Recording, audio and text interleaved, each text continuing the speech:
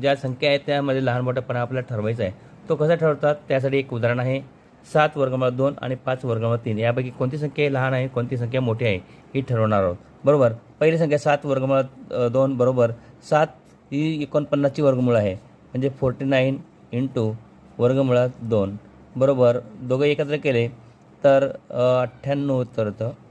त्याचप्रमाणे 5 वर्गमूळात 3 मग 5 ही संख्या कोणाचं वर्गमूळ आहे तर 25 गुणिले वर्गमूळात 3 बरोबर दोघे एकत्र केले तर 25 गुणिले 3 बरोबर.